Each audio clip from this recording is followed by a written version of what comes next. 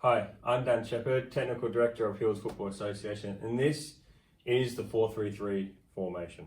So I've set it out in my preferred style and shape depending on the personnel I've got.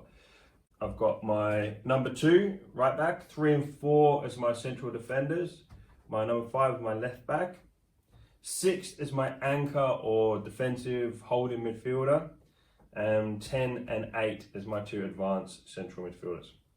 On the left is my number 11, on the right is my 7 as my 2 wingers, and my number 9 up there.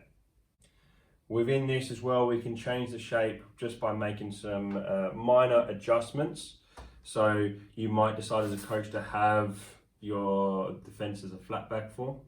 You might decide that you're going to change your central midfield picture and you might have 2 defensive midfielders with a 10.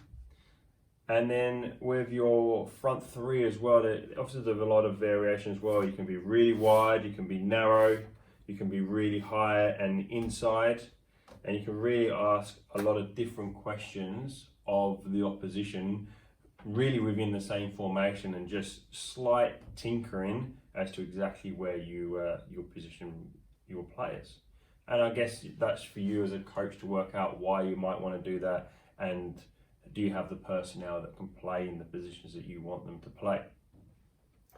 So this is probably the second most common formation, with 2 holding midfielders or with the 2 advanced midfielders.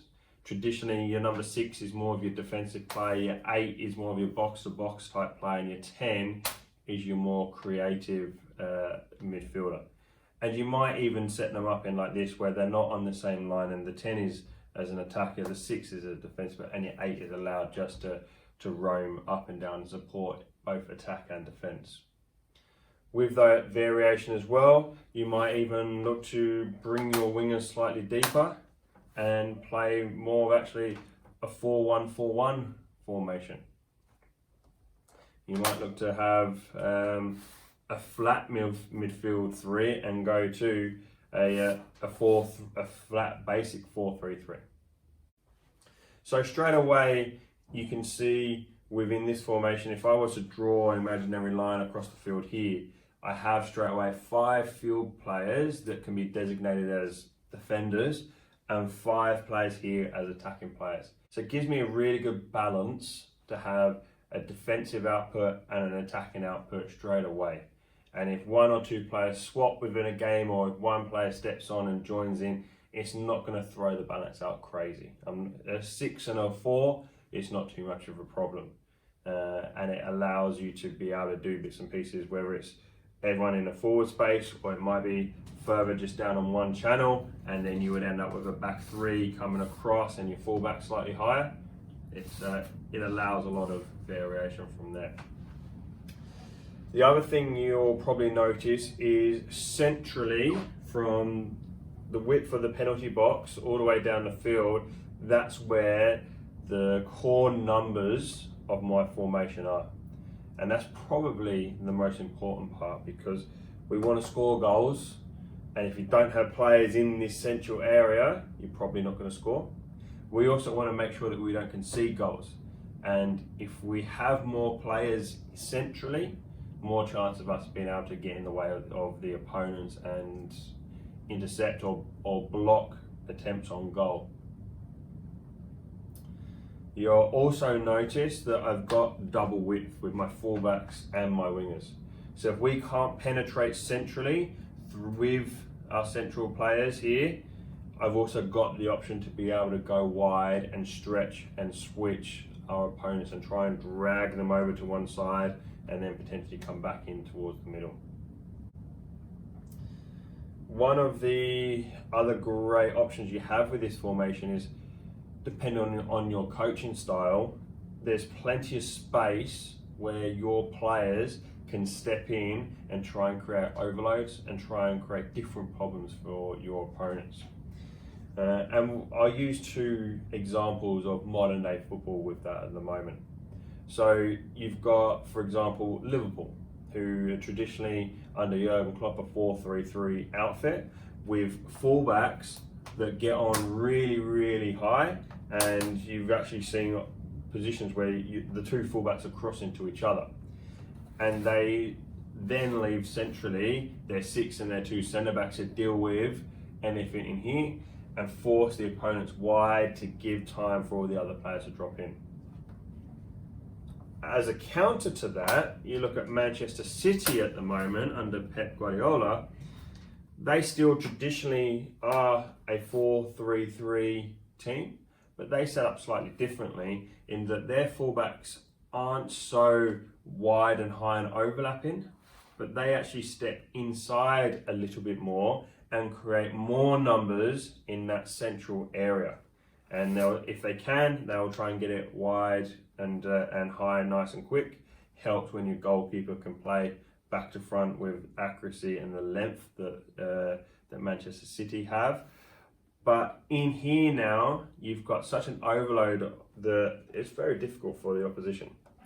So if I just throw in here a front three that they would potentially be playing up against, if that front three decide to go and press in here, great, you've got a 3 against 2 there, but you're probably going to get picked off by playing through gaps or getting out, and it might even look to be a little bit wide. You might come in here, and if that happens, then it allows a position where you have a box in midfield again, and we've overloaded the opposition, so you might be able to get out whether it's on the same side of the field or potentially get out and go the other way.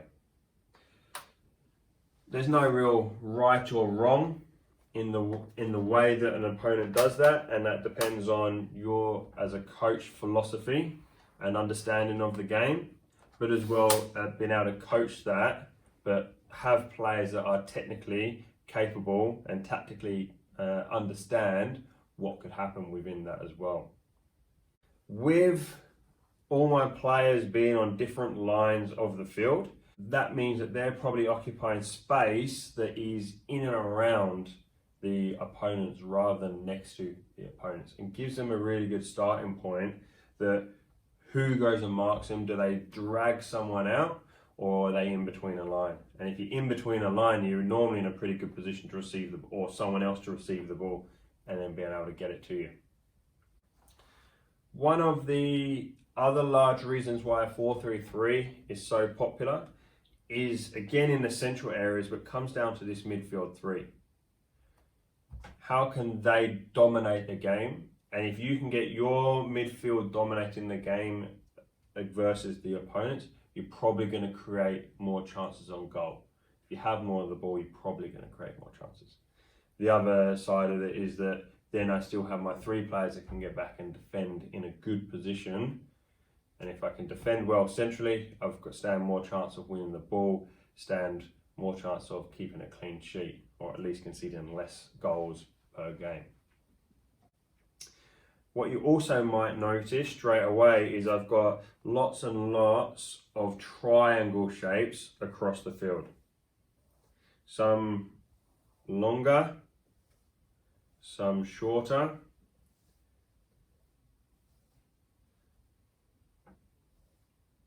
But these triangles all the way across the field help with us trying to get the ball out and not reliant too much on players having to move into positions. Because straight away, if I bring in my opponents again, so I've got my front 3 set up there you can see quite clearly all the passing channels across the field.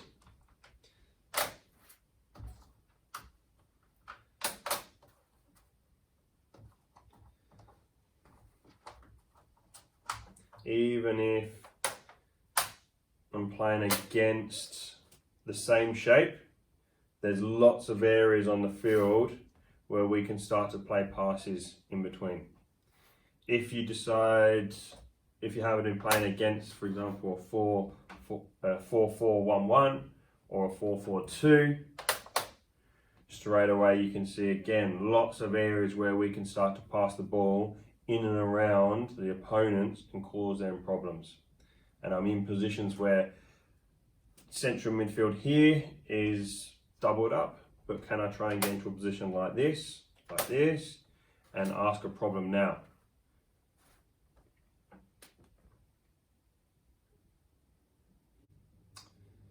In terms of further attacking options, we've spoken slightly about our fullbacks and if they can get on. But if I get into positions where I might be able to cross the ball, let's say in this position, we're going to defend with a 3 and my right back's going to tuck in. I'm not going to be Liverpool and gung-ho on both fullback sides, just on this one. Now we're going to ask a problem. And if I'm defending in a flat 4-4-2, even with that shape straight away, you can start to see that players are offering positions where they might be able to get in between the lines. They might be able to sneak further around.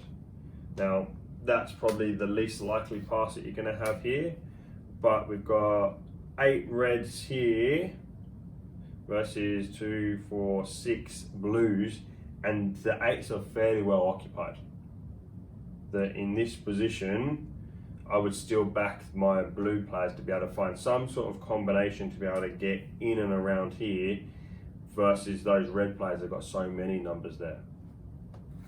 In a 4-4-2, it does probably occupy these blues here to offer some rest defense, that if we do turn over the ball, we can't just straight away play into our 9 or our 10 and get out.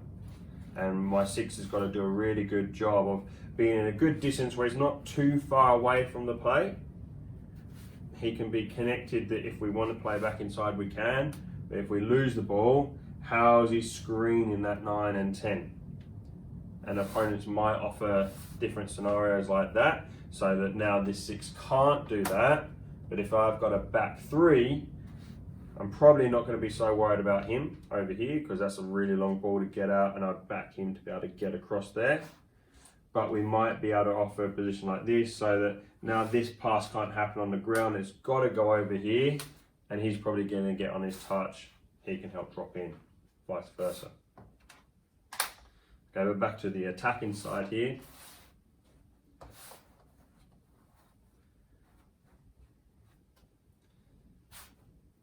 So even in this scenario, I would still back that my blue should be able to come up with a solution to this problem and influence this part of the goal, this part of the field.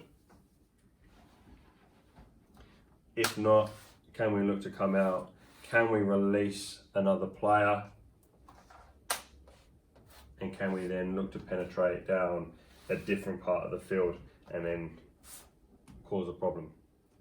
One of the other reasons I like this formation, which is a personal thing, I'm sure other people are going to be slightly different, is I actually like that my number 9 is outnumbered 1 against 2, because I always want the 9 to try and find a position where they're not marked. Whereas if I've got a 4-4-2 or 2 strikers, they're marking the 2, they both get picked up 1 each.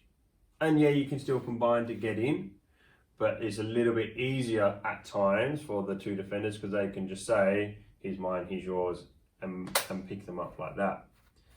With my number 9, I don't mind him being outnumbered there because he can then combine in a space in between them, in front of them, with someone always then in his eye line to be able to play a combination. And if the left back has to go out there, the left-sided centre-back has to go and provide some sort of balance and support to him. So now actually the number 9 is only marked by 1. And if that position happens, I'm quite happy for that to happen as well.